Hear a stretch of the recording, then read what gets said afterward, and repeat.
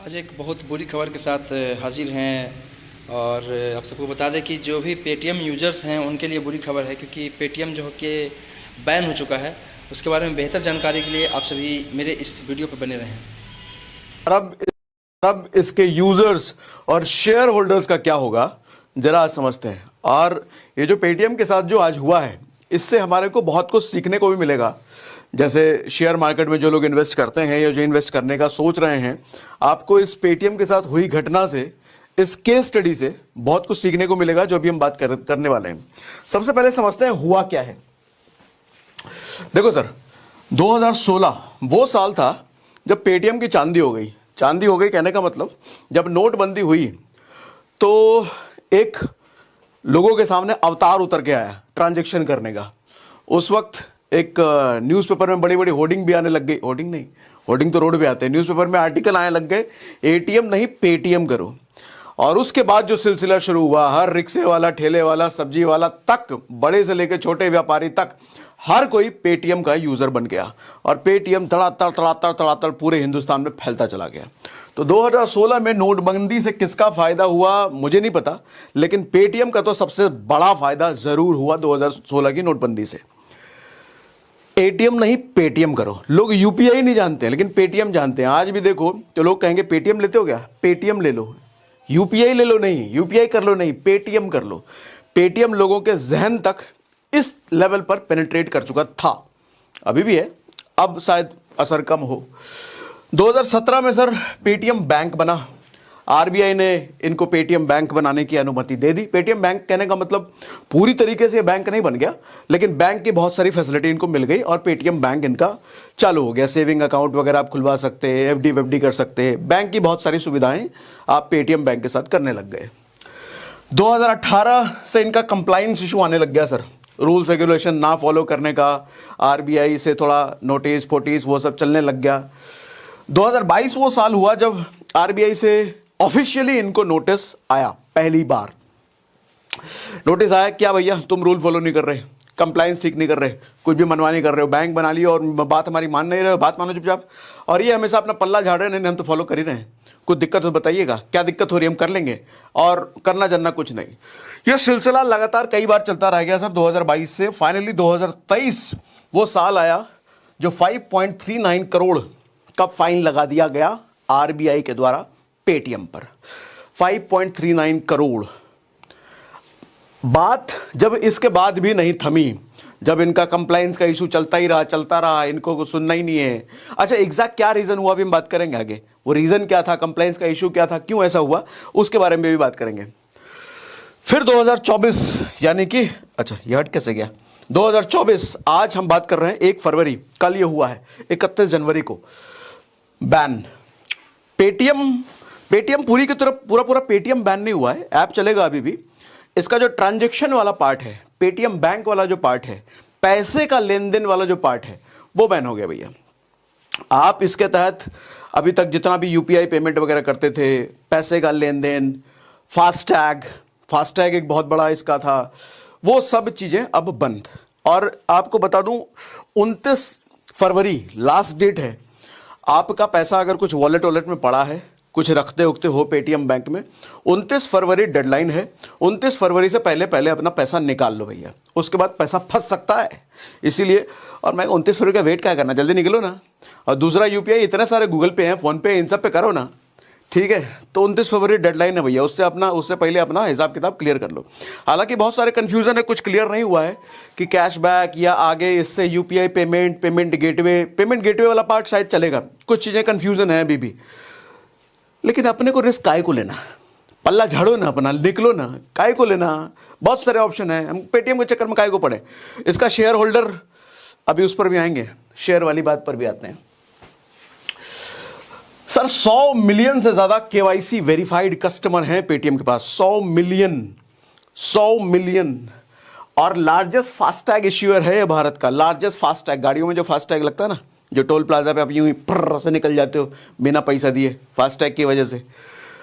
और वो 8 मिलियन है सर। 8 मिलियन का मतलब 80 लाख, बाप रे बाप, लार्जेस्ट। अब जितनी भी गाड़ियों पे आपके फास्टैग लगे हुए हैं पेटीएम वाले, अब ना काम करने वाला वो। और रिचार्ज करवा रखा, पैसा उसे डाल रखा है, तो निकाल लो जल्द से जल्द, कुछ नहीं काम आने वाला। वो 29 फरवरी तक काम आएगा, उसके बाद नहीं आने वाला। आगे अब इसका इंपैक्ट क्या होगा सर? सबसे बड़ा इंपैक्ट तो शेयर होल्डर पर होगा, बाकी दो की भी बात करते हैं। सबसे बड़ा शेयर होल्डर का क्या होगा, ये देखो सर, पेटीएम शेयर मैंने खोल रखा है। इस पेटीएम शेयर का मैक्स मैंने कर दिया है। 2021 में ये शेयर लॉन्च हुआ था, और जब लॉन्च हुआ था, यहां पर देखना, जब ये लॉन्च हुआ था उस टाइम जिस प्राइस पर ये लॉन्च हुआ था, 1800-2000 के आसपास ये लॉन्च हुआ था, आज तक अपने उस प्राइस को भी ये मीट नहीं कर पाया, आज तक नहीं मीट कर पाया। अब ऐसी हालत में जो लोग पेटीएम पे इन्वेस्ट करे होंगे, मुझे तो ये नहीं समझ आता कि क्या देख के आपने पेटीएम में इन्वेस्ट किया होगा भैया, क्या देख लिया था ऐसा। हालांकि कुछ दिनों से इसका शेयर बढ़ रहा था अभी, लेकिन शेयर जब बढ़ रहा है यही देख के इन्वेस्ट कर लें। हमने तो आज तक कभी हाथ ही नहीं डाला। हमको तो शुरुआत से इंट्यूशन था ये भैया ये लफड़ेबाजी चल रही है, इसका कुछ ना कुछ गड़बड़ी होगा, आज तक नहीं डाला कभी। समझने वाली बात ध्यान से ये देखना कि देखो सर, उथल पुथल उथल पुथल उथल पुथल उथल पुथल उथल पुथल चल रही थी अब तक, लेकिन आज वन डे सारी उथल पुथल बंद हो गई। देख रहे हो, सारी उथल पुथल बंद हो गई। लास्ट जो क्लोज प्राइस हुआ था 761 पर हुआ था, 150 पॉइंट के लगभग धड़ से गिरा, और नीचे लोअर सर्किट लगा हुआ है। अच्छा ये लाइन देखना जरा सर, आदमी जब मरता है और कोई शेयर जब मरता है, दोनों में ऐसी लाइन नहीं बन जाती है। आदमी जब जिंदा होता है उसकी ईसीजी की रिपोर्ट देखो आप, वहाँ भी ऐसा ऐसा ऐसा ऐसा ऐसा ऐसा चलता है, और जब मरता है तो सपाट हो जाता है।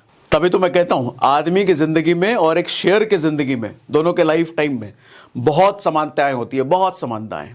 एक आदमी को जब भी ऊपर जाना होता है वो बहुत समय तक अपना बेस बनाता है, बहुत समय तक रेंगता है, उसके बाद एक समय पे अचानक उसकी ग्रोथ आती है।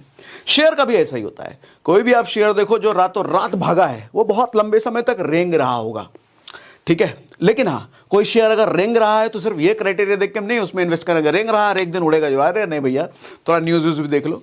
पेटीएम, जो लोग न्यूज़ देखते रहते होंगे, जो थोड़ा मार्केट से अवेयर होंगे, उन्होंने कभी पेटीएम में पैसा नहीं डाला होगा, ठीक है। तो भैया ये सपाट लोअर सर्किट लग गया है। जिनके पास शेयर है बेच नहीं सकते। अब ये लोअर सर्किट कब खत्म होगा, कब ठीक होगा पता नहीं। अभी जो लोग ले रखे हैं 2-4 दिन रुको, देखो क्या होता है नहीं होता है। लॉन्ग टर्म का तो ये शेयर नहीं है फिलहाल। जो हालात इसके हैं मेरे हिसाब से, जो मुझे लगता है लॉन्ग टर्म का तो शेयर बिल्कुल भी नहीं है। थोड़े बहुत जो ट्रेडिंग वेडिंग करने वाले वो अपना देखना भैया, लॉन्ग टर्म का ही बिल्कुल नहीं है, ठीक है।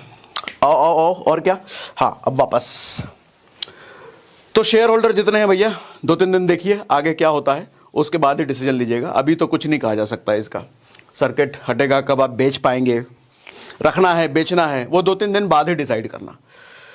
डिवाइस होल्डर जितने भैया, दुकानों, ठेले वाले, रिक्शे वाले तो नहीं, ठेले वाले के पास आप देखते हो डिवाइस लेके, अब वो डिवाइस फ्री मिला होगा उनको, पैसे देके ही मिला होगा। उन डिवाइस होल्डरों का क्या होगा, वापस तो लेके नहीं, पैसे देके खरीदा होगा। तो आप लोग बताना, मुझे आइडिया नहीं इस चीज़ का। जो डिवाइस मिला होगा वो पैसे देके लेते हैं या फिर ऐसे ही लेते हैं, कमेंट बॉक्स में मुझे बता दो, मुझे इस बात का कोई आइडिया नहीं है।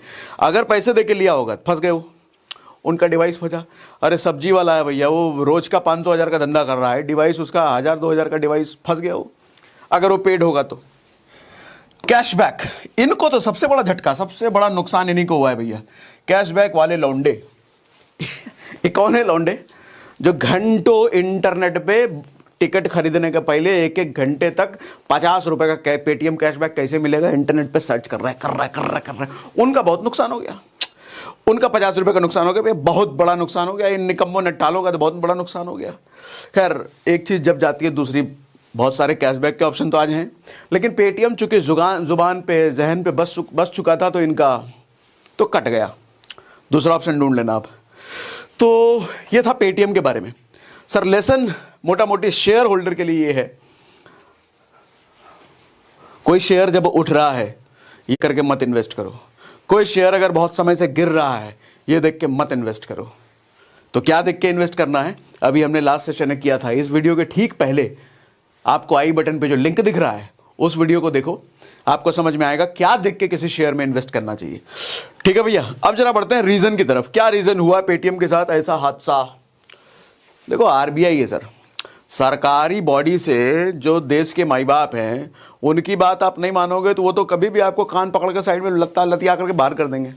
हो गया ना वो स्कैम 1990 तेलगी, वो सब देखो जो आदमी सरकार से लड़ा, सरकार से कहने का मतलब जो आदमी पावरफुल किसी पद वाले से लड़ गया, उसका फिर खैर नहीं।